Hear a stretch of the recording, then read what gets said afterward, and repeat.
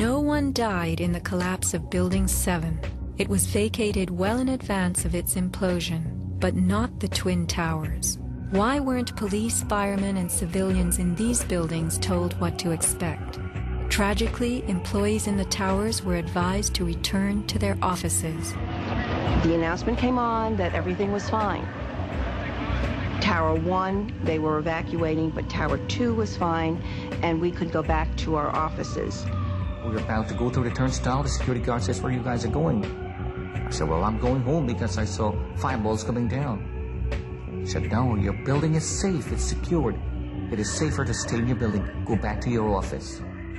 Stanley Prayamnath returned to the 81st floor. Then, I just happened to raise my head looking straight towards the Statue of Liberty, and what I saw was a giant airplane coming straight towards me. the South Tower was hit between the 78th and 84th floors. Trapped on the 81st floor by crushing debris, Stanley was rescued by Brian Clark. Slowly and painfully, they made their way down a stairwell to freedom. Outside, Stanley had a feeling of uncanny prescience for what was to come. And we peered through the railing, up through the trees at the tower, and Stanley said, "You know, I think that tower could come down." And I don't know why I'm telling this man this building is going. But I knew it was not over. I said, "There's no way. That's a steel structure. That's just draperies and carpets and furniture burning. You know, there's no way." And I didn't finish my sentence when the tower started to slide. And I can still remember hearing, first of all, this boom, boom, boom explosions.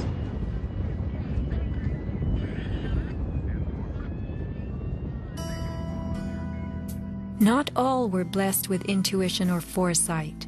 Joseph Milanowicz reached his son Greg by cell phone. Greg at that time, I could tell by his voice, was scared.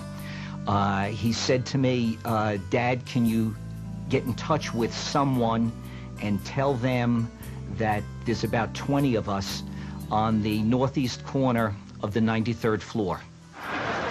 Greg had been about to leave the South Tower after the North Tower was attacked, but was told it was safer to return to his desk. A couple of times he said, "Why did I listen? Why did I listen?" Who was a director in the company that provided electronic security for the World Trade Center and Washington's Dulles Airport, both involved in September 11th? None other than the president's younger brother. From 1996 to 2000, Securicom installed what was referred to as a new security system at the World Trade Center. Wirt D. Walker III, a cousin of the Bush brothers, was CEO of Securicom from 1999 until 2002. Interestingly, these facts have not been made public. Was it only a security system that was added during those years, or was it also the wiring for a long-awaited plan? Scott Forbes, an IT specialist in a firm that had leased space in the South Tower since its erection, reported an unprecedented power down in his building for almost the whole weekend prior to 9/11. We were notified 3 weeks in advance of the power down by the Port Authority. That was relatively short notice to plan to shut down all of our banking systems. It was a big deal. It was unprecedented. We had a data center on the 97th floor, so our originating servers were all there. During that weekend, the power down meant that there was no security. The doors were all open, basically. And also the security video cameras were all off. But they were guys in overalls carrying huge toolboxes and reels of cables walking around the building on that weekend. Employees were notified that internet cables were being upgraded. But who were the strange workmen, and what were they really doing? All the power was shut down. If there was a power down, that meant that everything was gone in terms of security, in terms of access to the building, so anybody could have gone there and do any kind of setup. Having worked overtime to get his company's servers back up, Scott took the day off on September 11th. As he watched the towers collapse from New Jersey that morning, he was sure this had been the purpose of the mysterious weekend work.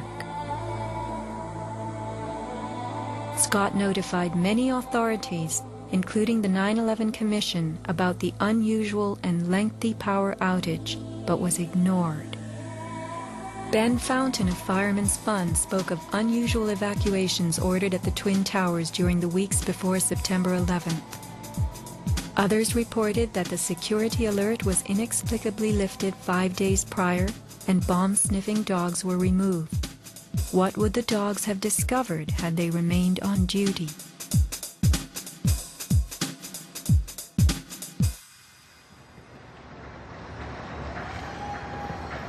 Not long after the disaster, Lower Manhattan saw banners like this one.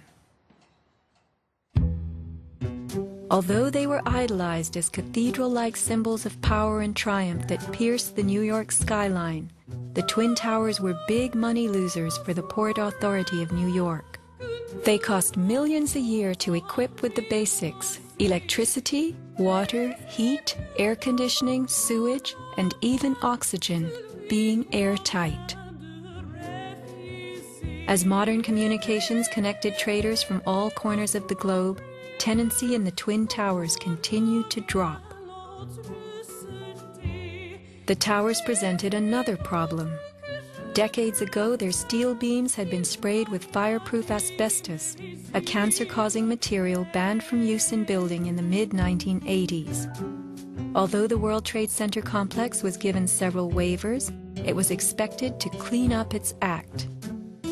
But to remove the asbestos from every supporting beam in the Twin Towers would have been almost undoable. Quotes for this cleanup ran over $1 billion, and no insurance company was willing to bear the cost. An urban renewal project of unfathomable proportions. Given the tower's issues and problems, September 11th proved an unexpected bonanza. The Trade Center was built in the 1960s to revive a rundown area of New York, and 40 years later, urban renewal could again take place. 2 white elephants were removed, and a brand new complex is in the works. The full height of the new Freedom Tower will soar to 1,776 feet.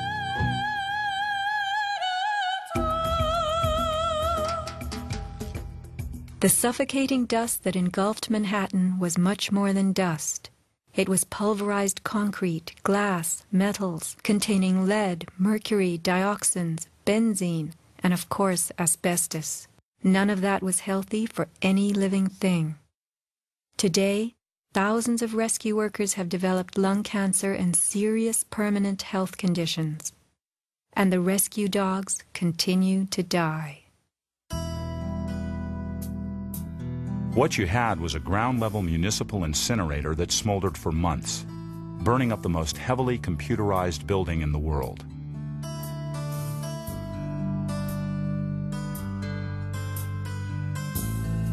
Patients have had black paste coming out of their pores. They have reported bowel movements that are blue or green and have smelled like smoke, despite the fact that they have not been at a fire scene for months. Only 3 days after September 11th, Washington instructed the EPA to declare Manhattan safe and reopen Wall Street, though the air remained toxic. A federal judge is blasting the former head of the Environmental Protection Agency for telling New Yorkers it was safe to return to their homes and offices near Ground Zero soon after the 9/11 attacks. The judge called Christine Todd Whitman's actions, quote, conscience shocking, and refused to grant her immunity. It was documented that the White House ordered EPA to tell these lies, to downplay the seriousness of the environmental hazards. In addition, 9/11 first responders who have fallen ill and applied for aid have been denied.